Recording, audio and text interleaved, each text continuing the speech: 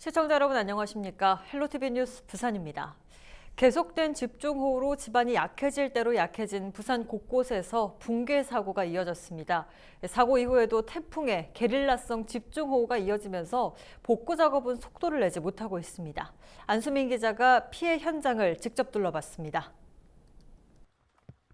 아파트 뒤편에 토사와 돌덩이가 나뒹굽니다.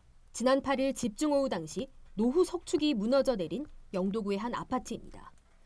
피해 발생 나흘째, 약해진 집안에는 추가로 물이 스며드는 것을 막기 위해 천막을 덮었습니다. 추가 피해에 대비하기 위해 경사면 위 나무도 베어냈습니다. 말 그대로 당장 가능한 안전조치만 취해놓은 상황인데 붕괴 발생 이후 계속해서 비가 이어지면서 본격적인 복구 작업은 시작조차 하지 못하고 있습니다. 주민들의 안전을 위해서 아파트 출입은 이처럼 통제되고 있는 상황입니다. 아파트 주민 30여 가구는 구청에서 마련한 임시생활시설 등으로 대피했습니다. 일단은 비가 안 오고 날씨가 좋아야 작업하는 데가 담은 하루라도 빨리 안 되겠습니까? 비가 자꾸 오니까 물이 스미더니 갑바 안 덮어놨을 때까 이게 자꾸 타고 내려오고 보더라면 흙이 내려오는 길이 영도구는 11일 붕괴 현장에 대한 긴급 안전진단을 실시하고 그 결과를 토대로 주민들의 거주시설 복귀 여부나 피해 복구 방향을 결정할 방침입니다. 우리 토질 전문가라든지 전문가를 초빙을 해서 안전점검을 실시를 하고 또 관계기관 예를 들자면 관계부서가 여러 기관이 있습니다. 부산시, 자산관리공사, 영도구청 세 개 기관이 협조를 해서 향후 어떻게 복구를 할 건지 의논을 하고 의논이 되고 복구 계획이 수립된다 그러면은 즉시 복구를 해서 우리 주민들이 입주하는 데 불편함이 없도록 최선의 노력을 다하겠습니다. 운동장이 종이장처럼 구겨져 무너져 내렸습니다. 10m가 넘는 높이의 거대한 석축이 부서졌고 토사와 잔해물들은 그대로 아래로 쏟아졌습니다. 계속된 집중호우로 지반이 약해진 상황에서 지난 9일 부산 인력개발원 운동장이 붕괴됐습니다.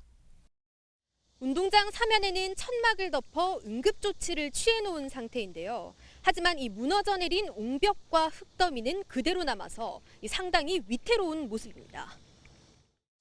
붕괴 옹벽 아래에 있던 운전면허 시험장은 일부 시험장 기능이 중단됐습니다. 복구가 완벽하게 되고 완전히 안전해진 다음에 시험을 다시 개시할 예정이고요. 장마철 기록적인 물폭탄이 쏟아진 부산. 지반이 약해질 대로 약해진 데다 앞으로 두세 개의 태풍도 다가올 것으로 예고되면서 추가 피해에 대한 우려도 커지고 있습니다. 헬로티비 뉴스 안수민입니다. 부산시가 드론을 활용해 산사태 발생지 현장 조사를 벌입니다. 지난달 10일부터 이어진 집중호우로 부산 전역에 산사태 56건이 발생한 것으로 나타났습니다. 부산시는 드론을 활용해 피해 지역에 대한 실태 조사를 벌이고 인근 지역의 추가 산사태 발생 가능성을 확인할 계획입니다. 또 관할 구군에 산사태 관련 정보를 공유함으로써 신속한 복구를 지원한다는 방침입니다. 이번 실태조사는 신중년 경력형 일자리 사업인 드론 안전관리단과 연계해 다음 달 4일까지 매주 3차례씩 진행됩니다. 장마는 끝났다고 하지만 계속해서 국지성 호우는 이어지고 있습니다. 그리고 본격적인 무더위도 시작이 될 텐데요. 장마 동안에 비가 얼마나 많이 왔는지 또 앞으로의 폭염 전망까지 알아보겠습니다. 보도에 김한식 기자입니다. 올해 6월부터 8월 10일까지 부산에 내린 비의 양은 1421.9mm, 589.7mm의 평년 강수량의 3배에 육박합니다. 비가 내린 날도 평년보다 7일 많은 34일을 기록했습니다. 이 가운데 하루 동안 가장 많은 비가 내린 날은 지난달 10일 부산 대청동 기준 208mm로 이날 영도에만 252mm가 내렸습니다. 시간당 가장 많은 비가 내린 날은 지난달 23일 밤 9시 15분부터 1시간 동안 기장군에 87mm의 물폭탄이 쏟아졌습니다. 유난히 많은 비를 뿌렸던 올해 장마 기간은 역대 3번째로 길었는데 기압골의 영향이 컸습니다. 올해는 정체전선이 우리나라에 오래 머물고 있으면서 또 남해상으로부터 매우 많은 수증기가 계속 들어와 수렴하는 지역에서 강한 집중호우가 발생했습니다. 많은 비를 몰고 왔던 장마가 끝나면서 무더운 날씨가 예상됩니다. 지난 2018년에는 9일간 폭염이 지속됐고 열대야도 21일 동안 이어졌습니다. 통상 7월 중순에서 8월 초 사이 무더위가 이어진 건데 이 기간 장마의 영향을 받은 올해는 폭염은 없었고 열대야만 사흘에 불과했습니다. 하지만 장마가 끝나면서 무더위가 기승을 부리다 국지성 호우가 쏟아지는 날도 이어질 전망입니다. 북태평양 고기압 영향권에 들어서 무더운 날씨가 이어지겠지만 다시 저기압이나 소나기, 태풍 영향으로 강한 집중호우가 발생할 가능성도 있습니다. 한 달 넘게 이어진 비에 지반이 약해져 적은 비에도 붕괴와 산사태 위험이 높은 만큼 주의가 필요합니다. 헬로티비 뉴스 김한식입니다. 요즘 장바구니 물가가 심상치 않습니다. 길어진 장마에 작황이 나빠지면서 특히 채소값이 크게 올랐습니다. 이세진 기자가 취재했습니다. 식자재 마트 야채 코너 앞. 여기저기 할인 안내문이 붙었지만 가격표를 바라보던 손님은 몇 번을 망설이다 빈손으로 떠납니다. 비 와가지고 너무 비싸가지고 좀 살기가 좀 너무 어려워요. 도매시장 분위기도 크게 다르지 않습니다. 이른 아침부터 장을 보러 나온 사람들로 붐비지만 선뜻 지갑을 여는 손님은 많지 않습니다. 몇 주 만에 껑충 뛰어오른 채소값에 여기저기서 한숨 소리가 들립니다. 가격이 한 3,000원, 4,000원씩이면 2,000원 더 올랐죠. 언제에 비해서? 장마지 오기 전에부터 시작. 2주 전만 하더라도 한 단에 1,000원 정도면 살 수 있었던 대파는 4,000원까지 올랐습니다. 상추와 고추, 쪽파 같은 밭작물 가격 대부분이 2배씩 뛰었습니다. 며칠째 이어진 폭우에 작황을 망친 농가가 많다 보니 시장에 나오는 물량 자체가 줄었습니다. 지금 장마가 있기 때문에 공급이 안 돼서 저희가 판매가 잘 이루어지질 않아요. 채소값 상승은 장마철 흔한 현상이지만 올해는 오름폭이 유독 두드러집니다. 통계청이 발표한 7월 소비자 물가 동향을 보면 지난해 같은 달과 비교해 채소값이 16.3%나 폭등했습니다. 배추와 양파, 상추의 경우에는 30%대 상승률을 기록했습니다. 장마가 짧았던 지난해와 달리 올해는 긴 장마에 많은 비까지 내리면서 농가 출하 자체가 어려워졌기 때문입니다. 채소류하고 과실 쪽으로 해서 신선 채소, 신선 과실 이쪽이 장마의 영향으로 지금 가격이 지금 많이 올랐습니다. 전월비로도 오르고 전년 동월비로 올랐는데 8월에도 그런 흐름이 지금 이어질 걸로 지금 보입니다. 장맛비가 길어질수록 고온따습한 날씨에 취약한 작물들은 생산성이 더 떨어질 수밖에 없는 상황. 역대 가장 긴 장마에 이름을 올릴 것으로 보이는 이번 장마는 장바구니 물가에도 치명타를 입혔습니다. 헬로티비 뉴스 이세진입니다. 장마철이 계속되면서 눅눅한 날씨가 이어지고 있습니다. 이때 조심해야 하는 것 중 하나가 곰팡인데요. 지속적으로 노출되면 건강에 악영향을 미칠 수 있다고 합니다. 홍승현 기자가 전해드립니다. 사무실 천장 한쪽이 노랗게 변했습니다. 연이어 계속된 장맛비에 비가 새면서 곰팡이가 핀 겁니다. 비가 계속되면서 미처 손 써볼 새도 없이 곰팡이는 천장을 뒤덮었습니다. 또 다른 집도 상황은 비슷합니다. 벽면에 곰팡이가 얼룩처럼 피어 있습니다. 급하게 장판으로 가려뒀지만 곰팡이를 막기엔 역부족입니다. 한 달 넘게 계속된 장맛비에 곰팡이가 곳곳에서 기승을 부리고 있습니다. 장마철에는 습도가 90% 이상 올라가는 데다 더운 날씨로 기온까지 높아 번식 속도가 평소의 3배 가까이 빨라지는 겁니다. 더 큰 문제는 번식을 위해 곰팡이가 공기 중에 퍼뜨리는 포자. 포자가 사람들의 호흡기로 들어오면 각종 질병의 원인이 될 수 있습니다. 이제 어떤 자극제로 작용할 수가 있고요. 가볍게 지속적으로 되면 천식 환자나 그런 경우는 이제 천식이 악화되거나 또 천식이 유발되는 경우도 있고요. 그러면 또 곰팡이 자체가 몸에 또 그런 곰팡이의 폐렴을 일으킬 수도 있고요.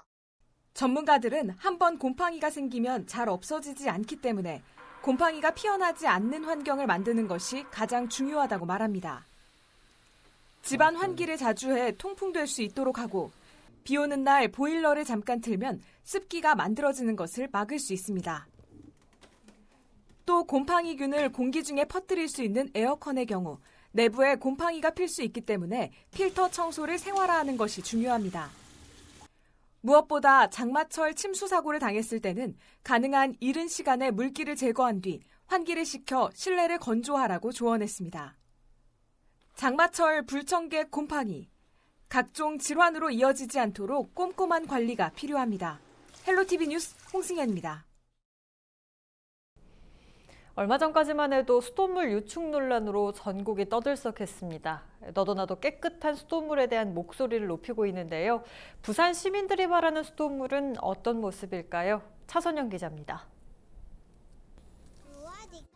알록달록 색연필로 원고지에 한 글자 한 글자 꾹꾹 눌러 쓴 귀여운 아이의 이야기가 영상으로 펼쳐집니다. 지난해 부산시 상수도 사업본부의 순수 365 UCC 공모전에서 대상으로 선정된 작품입니다. 우리 아빠 일어나면 제일 먼저 마시는 것, 우리 엄마 요리에도 꼭 필요한 거, 물량과 가방 속에도 쏙 넣고 다니는 거. 가족 모두가 좋아하는 맛있는 수돗물이 됐으면 하는 바람을 담아 제작한 콘텐츠입니다. 우리 집 수도꼭지에서 나오는 수돗물의 공급 과정을 쉽게 이해할 수 있도록 3D 영상으로 제작한 콘텐츠도 눈길을 끕니다. 공기처럼 늘 사용하고 있지만 너무도 익숙해 소중함을 잘 모르는 물. 뭐 불편한 걸 넘어서 없으면 못 살아요. 그러니까 이때까지 필요했고 앞으로도 필요할 존재인데. 수수께끼를 내고 정답을 맞추는 형태로 기획한 영상 콘텐츠도 지난해 순수 365 공모전에서 좋은 반응을 얻었습니다. 시민들의 수돗물에 대한 불안감을 없애기 위한 노력이 이어지고 있지만 우리나라 수돗물 음용률은 10%에도 미치지 못하는 것이 현실입니다. 최근 수돗물 유충 이슈가 불거지며 부산시와 환경부가 정밀 조사한 결과 부산의 수돗물은 안전하다는 결과가 나왔지만 상수도가 노후화 등 수질에 영향을 미치는 요인이 많다 보니 시민들이 느끼는 불안감은 여전합니다. 상수도 사업본부는 올해도 순수 365 UCC 공모전을 열어 수돗물에 대한 불신을 없애는 한편 깨끗하고 안전한 물 공급에 최선을 다한다는 계획입니다. 깨끗한 물을 안전하게 가정에 공급 365일 공급하겠다는 그런 의미를 담아서 순수 365 상품을 개발하고 등록을 했고요. 그 상도 드리지만은 그거를 시민들한테 좀 알릴 수 있도록. 부산의 수돗물 순수 365의 이름과 음원을 활용해 수돗물을 이용한 요리, 사용하는 모습, 정수 공정, 안전함을 포함한 뮤직비디오, 브이로그, 애니메이션 형태의 영상을 30초에서 100초 내로 제작해 8월 31일까지 부산 상수도 사업본부 홈페이지를 통해 응모할 수 있습니다. 헬로티비 뉴스 차선영입니다. 개별 포장된 수저, 음식을 덜어 먹을 수 있는 시기에 종업원들의 마스크 착용은 코로나19를 예방하는 안심식당의 필수 조건입니다. 동래구가 올 연말까지 안심식당 140여 곳을 지정할 계획이라고 밝혔습니다. 박인배 기자가 보도합니다. 점심시간 영업에 나선 한 식당입니다. 수저를 따로 포장해 보관합니다. 종업원은 손님을 맞을 때는 물론 조리를 할 때도 마스크를 착용합니다. 손님은 주문한 음식을 각자 접시에 덜어서 먹습니다. 코로나19 감염 우려 속에 식사 문화를 개선한 이른바 안심식당의 필수 조건들입니다. 사회적으로도 거리두기를 많이 하잖아요. 그래서 저희 집은 또 음식이고 또 나눠 먹는 손님들이 많아요. 그래서 뭐 앞접시라든지 그다음에 숟가락 개별 포장이라든지 그리고 직원들 전부 다 마스크 착용으로 그냥 사회적인 동참을 하는 거죠, 저는. 코로나19로 외식을 꺼려하는 분위기 속에 각 지자체가 안심식당 지정에 나섰습니다. 감염병에 취약한 기존의 식사 문화를 개선하자는 겁니다. 종업원들은 기본적인 방역 수칙인 마스크 착용을 철저히 합니다. 특히 한 명씩 덜어 먹을 수 있도록 접시와 집게 등을 비치하고 수저를 하나씩 포장해 더 위생적인 식사를 가능하게 합니다. 손님들의 반응은 긍정적입니다. 또 항상 요 식당만 아니고 다른 외식을 가면 항상 이렇게 덜어 먹고 없으면 저희들은 집기를 덜라 그래요. 안정감이 확실히 있다고 봅니다. 안심이 되죠. 이렇게 그 마스크도 하고 또 덜어 먹기도 하고 하니까 아주 믿을만하고 좋습니다. 동래구는 올 연말까지 이 같은 필수 조건을 갖춘 식당 147곳을 안심식당으로 지정할 것이라고 밝혔습니다. 구는 지정된 식당에 개인 접시와 직계 등의 추가 물품을 지원할 계획입니다. 코로나19로 인해 외식 기피 현상이 심각하고 식문화 개선에 대한 공감대가 확산되었습니다. 이번 안심식당 지정제 운영을 통해 지역 경제를 활성화하고 국민들이 안심하고 이용 가능한 외식 환경을 조성하고자 합니다. 코로나19 상황 속 안심식당이 새로운 식사 문화로 자리 잡고 있습니다. HCN 뉴스 박인배입니다.